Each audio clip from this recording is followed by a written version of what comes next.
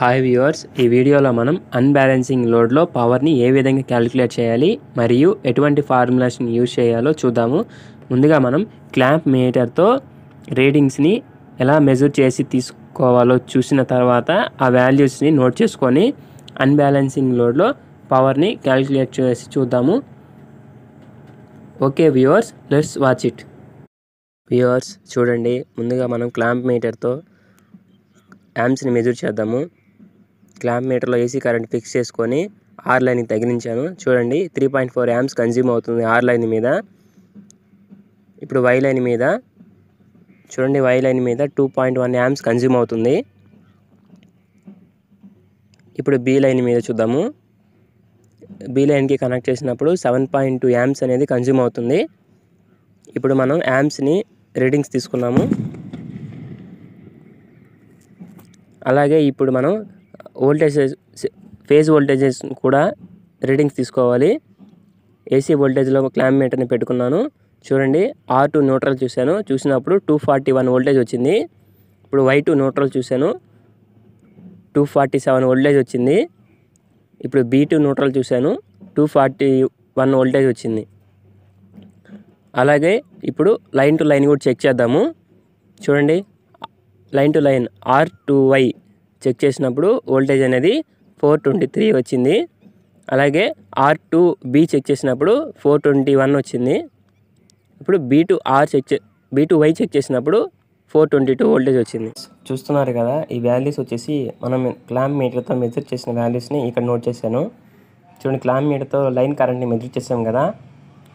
Are line మీద check చేసినప్పుడు 3.4 amps వచ్చింది. వై లైన్ మీద చెక్ చేసినప్పుడు 2.1 యాంప్స్ వచ్చింది కదా. అలాగే బి లైన్ మీద చెక్ చేసినప్పుడు 7.2 యాంప్స్ వచ్చింది.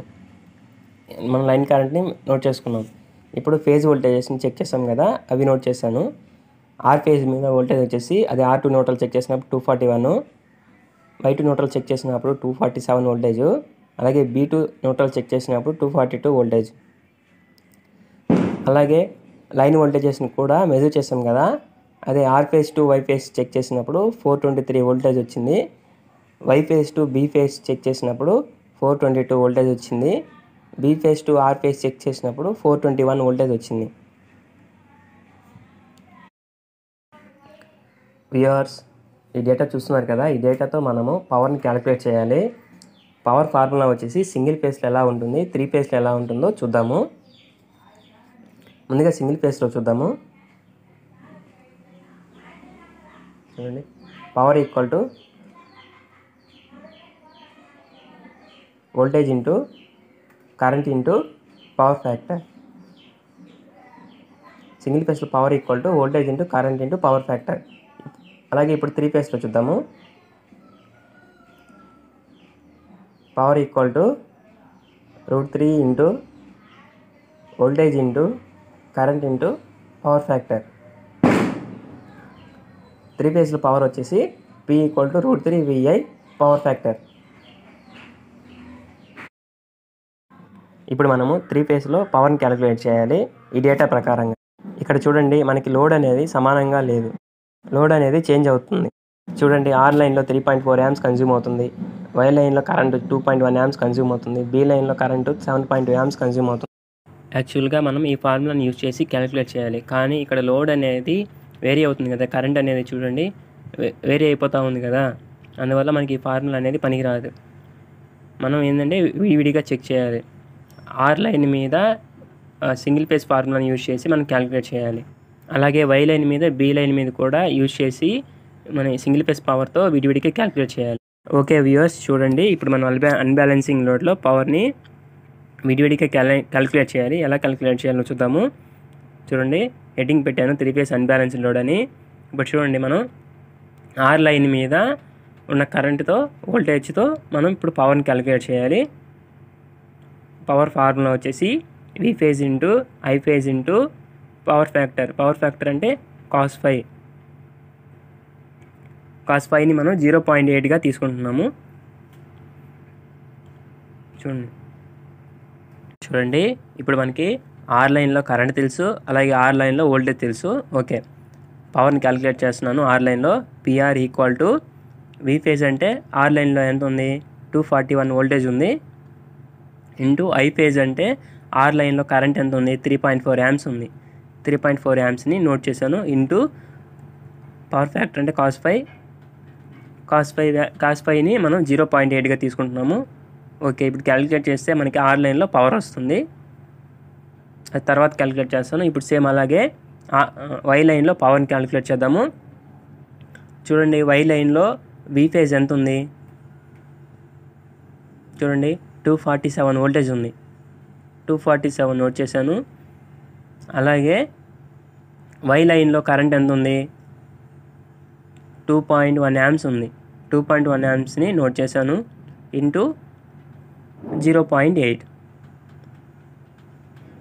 సేమ్ అలానే ఇప్పుడు బి లైన్లో పవర్ని క్యాలిక్యులేట్ చేయాలి. చూడండి, బి లైన్లో వోల్టేజ్ ఎంత ఉంది, ఫేజ్ వోల్టేజ్ 242 వోల్టేజ్ ఉంది, 242 నోట్ చేసాను ఇంటూ బి లైన్లో కరెంట్ ఎంత ఉంది చూడండి, బిఐలో 77.2 యాంప్స్ ఉంది ఇంటూ 0.8. ఓకే వేస్ ఆర్ లైన్లో పవర్ వచ్చేసి 655.52 వాట్స్.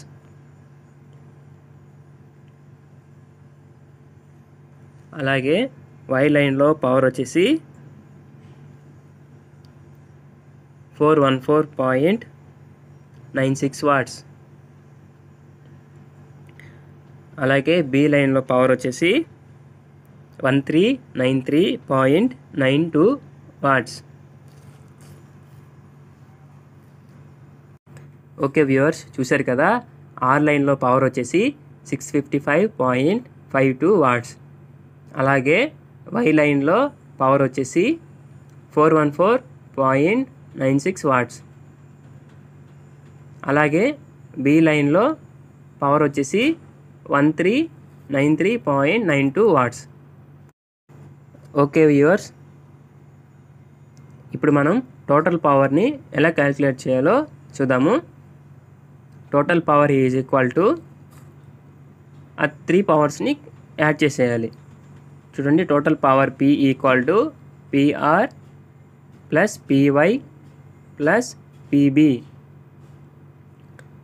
ఓకే, PR వాల్యూ ఎంత 655.52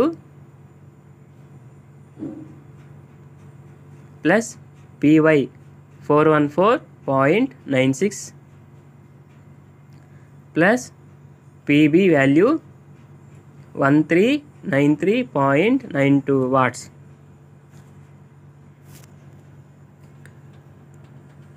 టోటల్ క్యాలిక్యులేట్ చేస్తే 2464.38 వాట్స్. ఇది టోటల్ పవర్.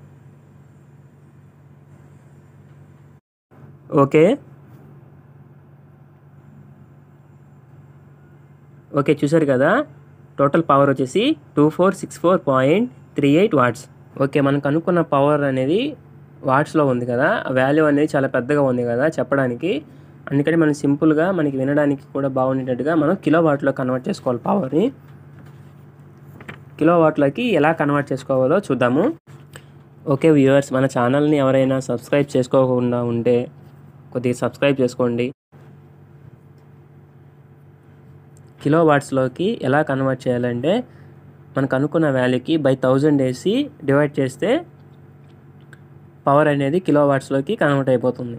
చూడండి, మనకు అనుకున్న వాల్యూ ఎంత 2464.38 వాట్స్ బై 1000 వేసి డివైడ్ చేస్తున్నాను. కింద 3 zeros ఉన్నాయి కాబట్టి పాయింట్ అనేది 3 నెంబర్స్కి లెఫ్ట్ సైడ్ జరుగుతుంది. అప్పుడు మనకి 2.464 కిలోవాట్స్. ఓకే వ్యూవర్స్, మీకు అర్థమైంది అనుకుంటున్నాను కిలోవాట్లోకి ఎలా కన్వర్ట్ చేసాము.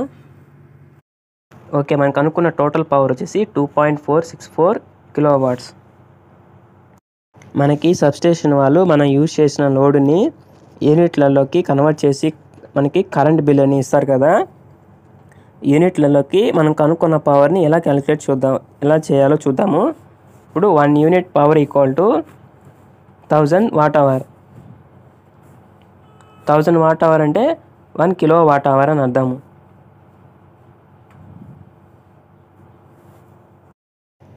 ఓకే వ్యూవర్స్, అర్థమైంది కదా యూనిట్లలోకి కిలో వాట్స్ని ఎలా కన్వర్ట్ చేస్తారో. 1 unit equal to 1000 watt hour అని అర్థం. ఓకే, ఇప్పుడు మనం 2 అవర్స్లో పవర్ అనేది ఎంత కన్జ్యూమ్ అవుతుందో చూద్దాము యూనిట్లలోకి కన్వర్ట్ చేసి. ఓకే, నోట్ చేస్తున్నాను. 2 అవర్స్ రన్నింగ్ లోడ్లో మనము పవర్ని ఎంత కన్జ్యూమ్ చేస్తున్నాము అనేది. ఓకే చూడండి, మనకు అనుకున్న టోటల్ పవర్ వచ్చేసి ఎంత, 2.46 కిలో వాట్స్ కదా. 2.46 కిలో వాట్స్ ఇంటూ ఎంత టైము, 2 అవర్స్ కదా, అప్పుడు ఇంటూ 2 వేస్తే సరిపోతుంది. ఇప్పుడు క్యాలిక్యులేట్ చూస్తే చూడండి, 2 6 12, 2 4 8, 1 వచ్చి 9, 2 2 4, అప్పుడు మనకి 4.92 కిలో వాట్ అవర్ కదా. అప్పుడు యూనిట్లలోకి ఎలాగా, మనం 4.92 యూనిట్స్ని కన్జ్యూమ్ చేస్తున్నాము అని అర్థము.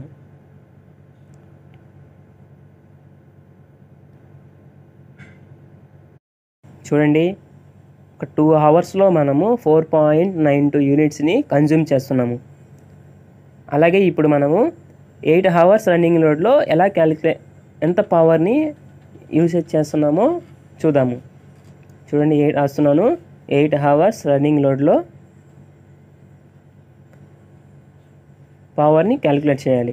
చూడండి, మనకు అనుకున్న టోటల్ పవర్ ఎంత, 2.46 ఇంటూ ఎంత టైము, 8 అవర్స్ కదా, ఇంటూ 8 క్యాలిక్యులేట్ చేయండి. 8 6 48, 8 రాసుకున్నాను, 4 8 4 వచ్చేసి 32, ఆ 4 వచ్చేసి 36, 6 రాశాను, 8 2 16, ఆ 3 వచ్చేసి 19. చూడండి, 19.68 యూనిట్స్ని మనం 8 అవర్స్లో కన్జ్యూమ్ చేస్తాం. వ్యూవర్స్, అర్థమైంది కదా. ఇలాంటి మరిన్ని వీడియోస్ కోసం మన ఛానల్ని సబ్స్క్రైబ్ చేసుకోండి. అలాగే ఏమైనా డౌట్స్ ఉంటే కామెంట్లో అడగండి, నేను ఎక్స్ప్లెయిన్ చేస్తాను.